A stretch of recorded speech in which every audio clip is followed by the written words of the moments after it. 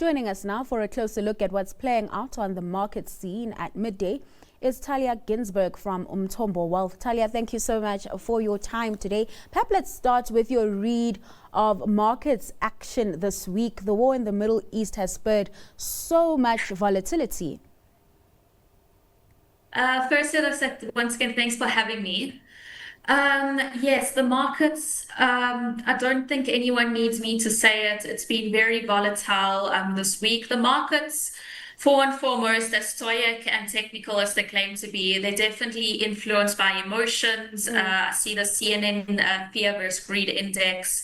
It's now trading at fear, and obviously volatility spiked. A lot of big indexes like America, Europe has gone down, and it has been, I suppose, a good time for oil and safe haven assets. And I think the VIXI was also in the green this week. Now, the war has, of course, resulted in many analysts pushing back their Fed rate cut bets, Talia, due to the potential inflationary impact. Is that something you're considering, or is it too soon to pencil it in? You know, at this point, we can even talk about the labor market, right? We do have those non-farm payrolls out later today that are also going to influence the Fed's monetary policy decisions at the end of the month. Sure, it's a tough question, but definitely one worth answering. So naturally, if the oil price does go up, this would definitely be inflationary for most markets. I believe a lot of your business day guests have been saying that over the week. And so if inflation goes up, it definitely is a headwind towards a lot of,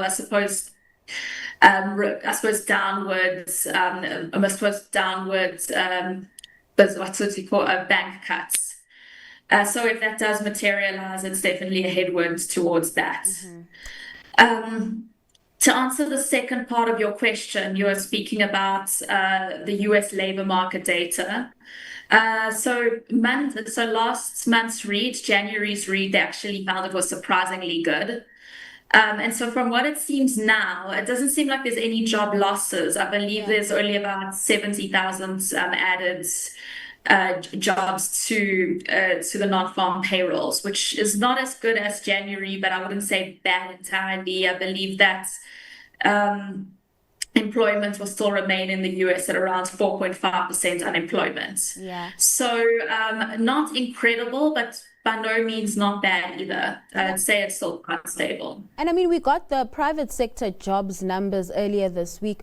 Also, I mean, not looking bad. I think the private sector added about 63,000 jobs, which was one of the highest levels since July 2025. So pointing to some sort of stabilization in the US labor market just before we get those non-farm payroll numbers. I want to bring it back home, right, and just look at what's been playing out on the JSE. It's been interesting to see the kind of volatility at play on the JSE because in times of uncertainty, we've been seeing local assets somewhat shrugging off that uncertainty on the back of gold's safe haven appeal. But this week, it seemed like investors were choosing the dollar as its safe haven of choice. Talk to me about that, because of course it's been weighing on the local unit as well, which is currently sitting over a 2-month low, just above 1660. Yeah, the US Rand, I found its currencies go, it's a very interesting one. What I don't know if a lot of your viewers will know is that the Rand, particularly the Rand dollar trade is one of the most liquid currency pair trades in the world. And so it's very much a proxy for what's going on in the market, what's going on with sentiment. And I suppose, as I said, people are very nervous and they go to what makes them feel safe. And in this case, the dollar makes them feel safe. But with that, the Rand has been doing very well over the last couple of months. And so and perhaps it has lost a bit of its gains, but I think as things start to normalize, we should start seeing the real fundamentals of the Rand rather than just risk sentiment. All right, turning over to company news and starting with Grindrod, the Maputo Port and Matola Terminal proving to be star performers for that company, delivering record volumes. And over the full year period, we saw earnings jumping 17%. Your analysis on that counter and the earnings we got out this morning?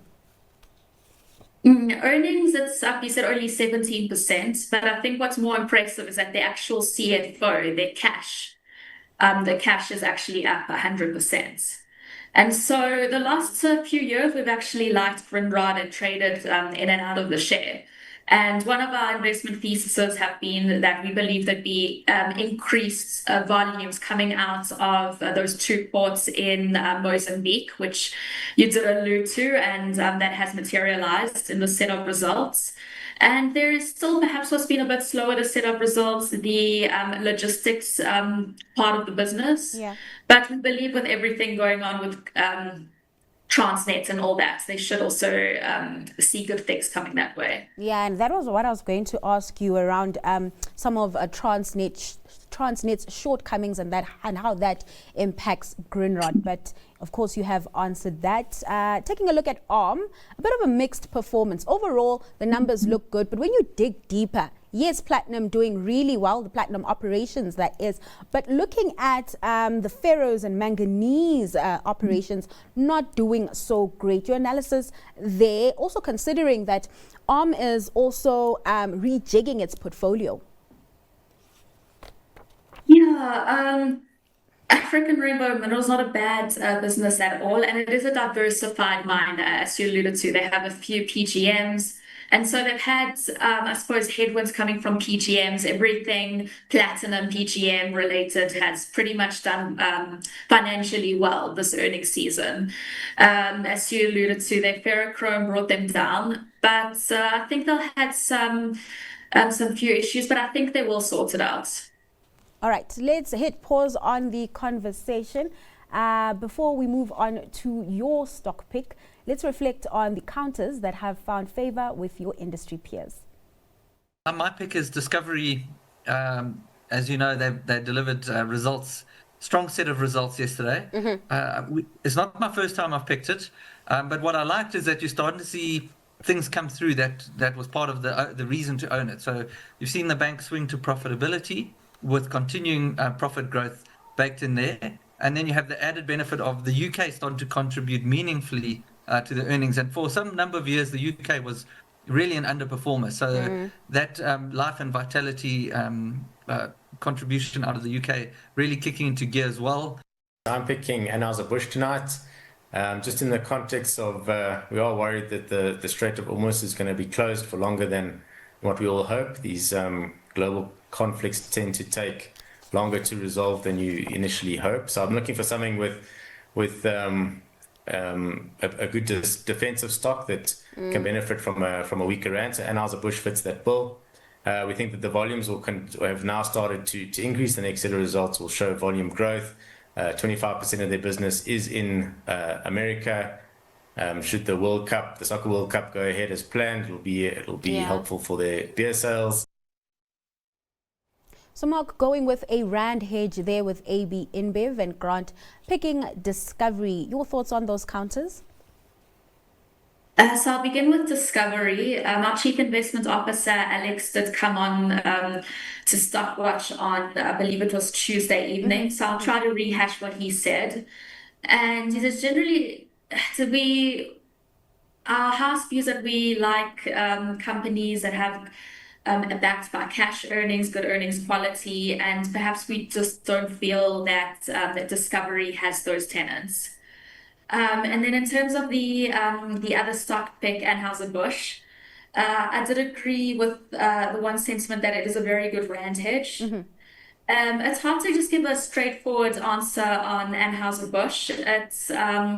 There is supposed to be a story that there should be a growth vector. You should see volumes particularly coming through in emerging markets.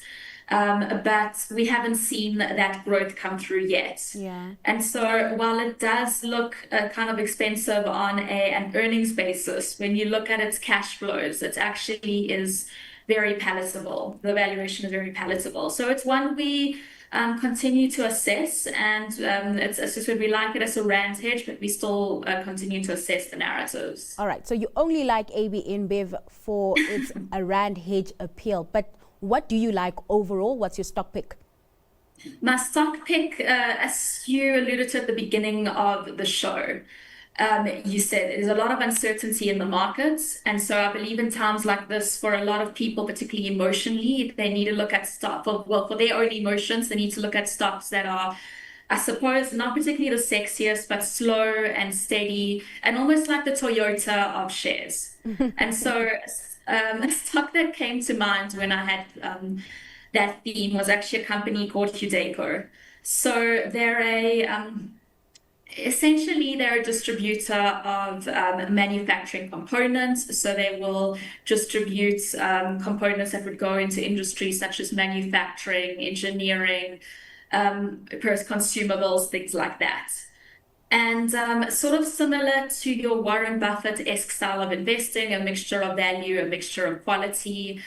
This is a nice, slow and steady share. It's a consistent compounder. And for your investors who perhaps want to sleep a bit steadier at night and want to stay away from the AI, war stocks, etc., GLP-1, it's, I think, a good stock for the nervous system. Sometimes boring is the right bit, right?